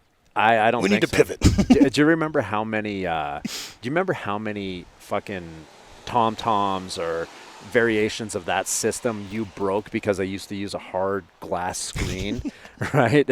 Like, all of my GPSs broke because they didn't have pliable, touchable screens. No, dude. And I can still remember, like, a few years, really after iPhones and GPS got sorted. Yep. Or phones and GPS got sorted, for that matter. Yeah. Like, go pick up a rental car, and they're like, do you need a GPS? I'm like, why the fuck would I need one? I have a phone. Remember when they had the giant arm that was attached right to the car, so you couldn't steal it? And the GPS was the same GPS that taxi cabs had? Oh, man. And you're just like, man, talk about fucking ruining the interior of this car. Have you ever been in a Tesla? I have. Okay. Have you driven one, like, had to use it? I was a passenger. Okay. It's the only car I've been fortunate enough to be in that the GPS system works as good as the one on the phone. Right. Which is something I can't fucking figure out for the life of me, why the navigation system in my truck is so piss poor compared to me typing it in. Like, quit even putting it in my fucking car. No. I'll just use my cell phone. I have a brand new truck, and I use my cell phone through the OnStar. Right. Because it's better. Because it's better. I need this to do one fucking thing. You don't have to play CDs anymore. Nothing. You don't. No, you're just navigation. Yeah. That a truck really has two purposes for that screen, or a vehicle of any form. Is if you choose XM, right, the satellite radio and or navigation. Right. Because that's what that thing's for. Like that entire like fucking human vessel, or that vessel you're in, is for going somewhere. Right. So and making it more comfortable. Not so comfortable that we get these people that kind of, like, especially here in California, it's almost like even the people driving get inside their pod and forget that they're actually in control of said pod. Dude, right? we were in LA for, I don't know, a week or something like that. I don't remember what we were there for. We were there. And I rented a Tesla. Nice. And I was like, fuck it. Yeah, whatever. It'll be fun to drive around. For sure. And it is. Wildly fucking cool car. What I didn't expect is how well the autopilot works. That's what I've heard. I really expected that. I was like, okay, we're going to type in an address and have to put autopilot and hit all these buttons.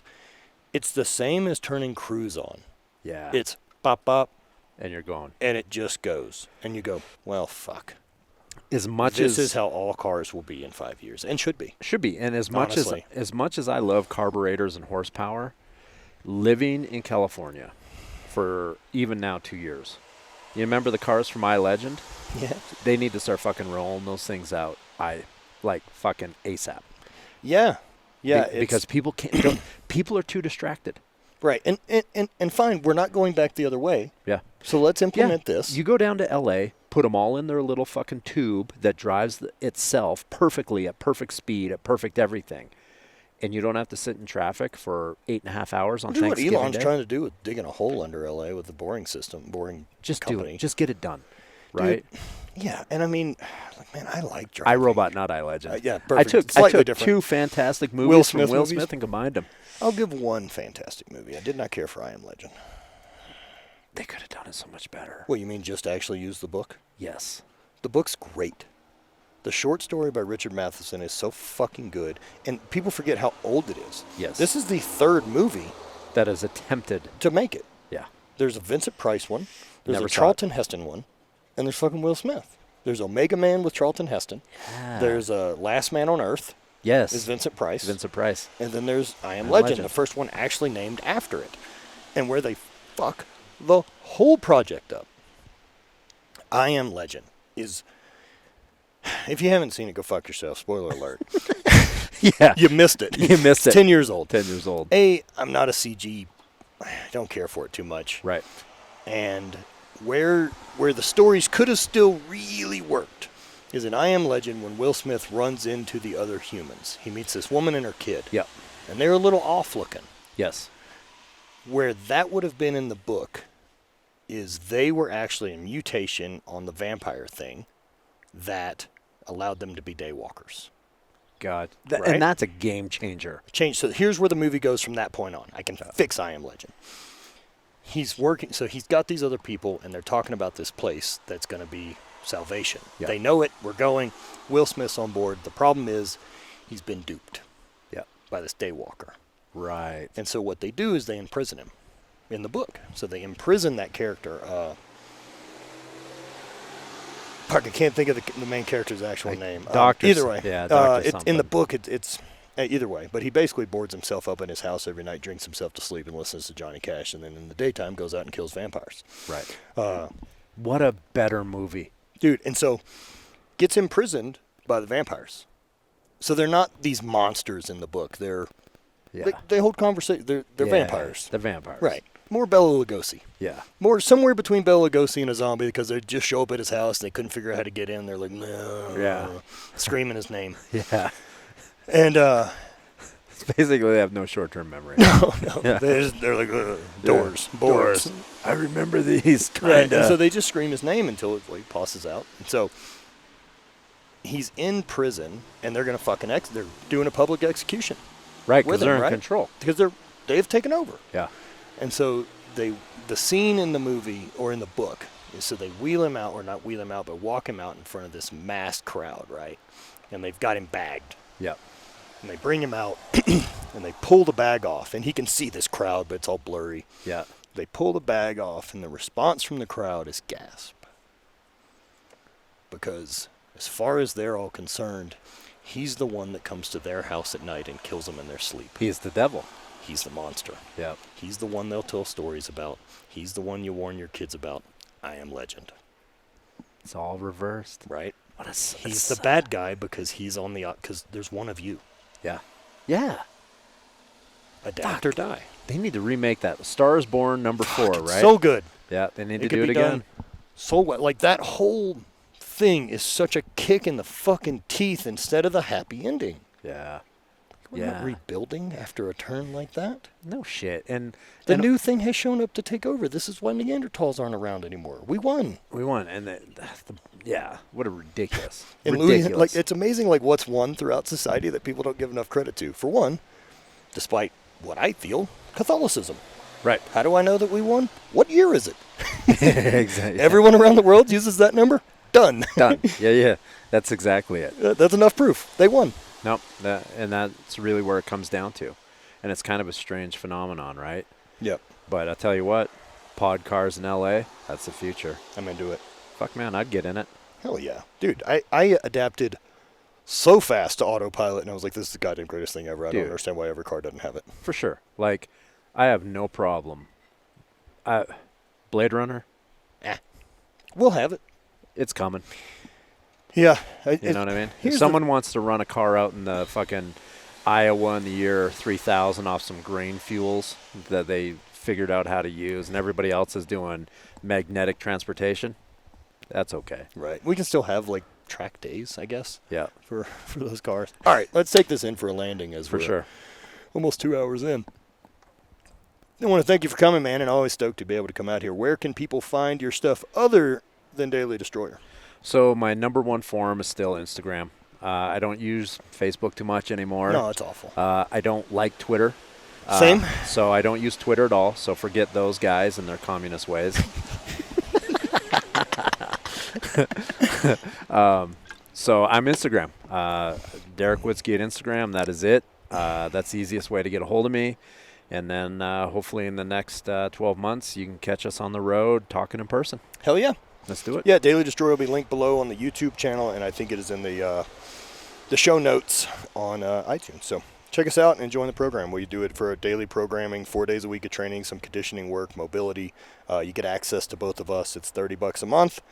And come join on. It's in the TRAINHEROIC app. It's a really great product, and we just want to feel better, man. Look, I'm not trying to pretend that we're a bodybuilding program or we're a program for you to be the strongest you've ever been in your life. I want you to be the most capable you've ever been. 100%. Feel good, feel ready, always be able to say yes. Always, always be ready to say yes. Well, spread hate, always party.